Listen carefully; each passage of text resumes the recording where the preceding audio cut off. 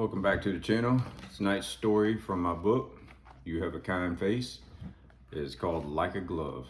So let's get into it. Like a glove. I was standing on the back patio of Station 34 talking with another firefighter while he was smoking a cigarette.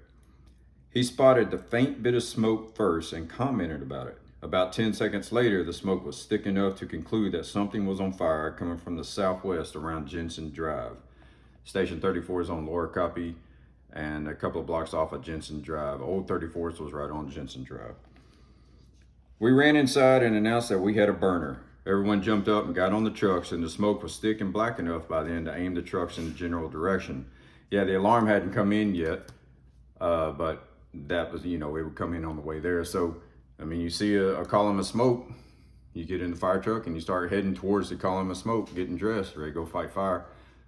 And find out the exact address on the way there 99 out of 100 times, I suppose, unless it's just right down the street. Before we got down the block, the call came over dispatch, a car fire with possible fatalities on the Hardy Toll Road. I have made so many car fires in my career that they really became more of a nuisance than anything.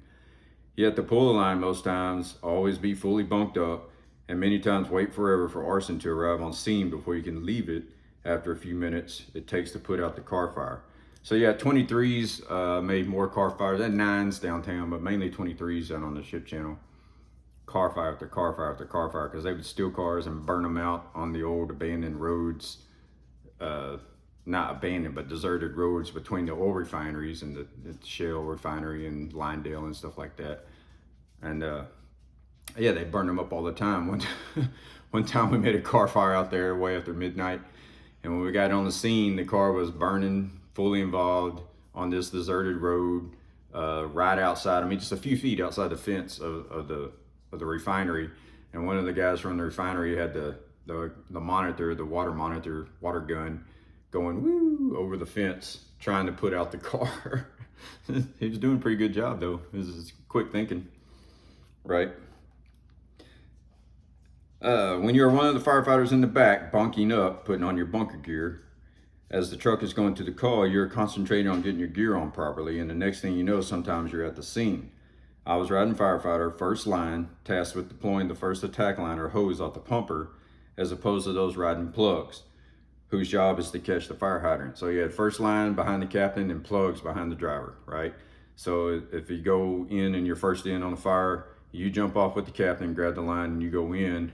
While if you're catching the plug, that guy sitting next to you goes and catches the fire hydrant and communicates with the EO, the driver, to get water to the fire hose, right? The car was fully involved by the time we arrived, and that means there was not just any engine fire. The entire front, middle, and trunk were blowing and going. 2 passengers were standing away from the car, and the captain told me a third, who never made it out of the vehicle, was still in the back seat. I don't know how that happens. Maybe he was very drunk, but I never heard. Yeah, this car wasn't just the hood, underneath the hood, the engine on fire. This thing was fully involved, an inferno. And when I heard from the captain that there was a guy in the back there, my heart just kind of sank for the dude, because, well, not good. We hit the interior section first and put the car fire out from there. Car fires, no matter how fully involved, usually don't take too long to extinguish.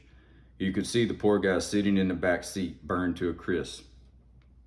To this day, I still see him like a burned mannequin in the back seat. Black, yeah. It looked unreal, like a charred black mannequin. Yeah, I put that in the book. And I just felt sorry for the guy. I turned around and pulled the hose back while the rest of the crew and paramedics rushed to the victim. To my surprise, they loaded him on the stretcher. He still had a pulse somehow, some way. He later died, as was expected, but you give everybody a chance. Yeah. Man, it's weird. Thinking about some of these stories, man, looking back, this was years ago, decades ago. It's amazing to me how clear these memories are still. Good and bad, but mainly, I guess, the bad ones that kind of leave an impression on you the most, maybe. Yeah, you think I don't know, I guess I thought it would fade, but it hasn't. It hadn't faded at all. I took my gear off except for my bunker pants, as did my partner. We started the process of waiting for arson while picking up our gear and tools. I was washing down the seam when I saw a leather glove floating on the water towards the drain. I put the hose down to retrieve it and keep someone from buying a new pair of overhaul gloves. So I thought it was just a brown leather glove, you know, someone, because after you take off your firefighting gloves, you put on what they used to call red ball gloves or just leather work gloves to so you don't mess up your good firefighting gloves, right? Right. I bent down to pick it up, but paused because it just looked strange. I studied it for a few more seconds and then realized what I was looking at. The burned guy's outer layer of skin from his wrist to his fingers had somehow been shed. It had come off his body in the almost perfect form of a hand. It was stiff, hardened, and hollow, and it looked as though a person could almost insert their hand as if putting on a glove. I showed a few of the guys and all agreed that it was the first time we had seen something like that. Yeah, first and last time I saw something like that. But it must have just, you know, the fire cooked the skin to a crisp, and from the pressure of the nozzles, the only thing I could think of by putting out the fire, you can't see anything at first. It's fully involved in smoke and everything. And as you start putting things out, the smoke gets more dense before it starts to dissipate. And then you finally see what's inside the car, right? I guess the pressure from the nozzle may have just sloughed off the outer epidermis layer of skin, but it looked like a leather work glove. But what it was one of the guy's hands, empty shell of the skin of the hands. Obviously, the bone stayed with the body, but I guess it got pushed off. Yeah. But anyway, that's tonight's story. You Have a Kind Face on Amazon. I'm Joel. These are my stories.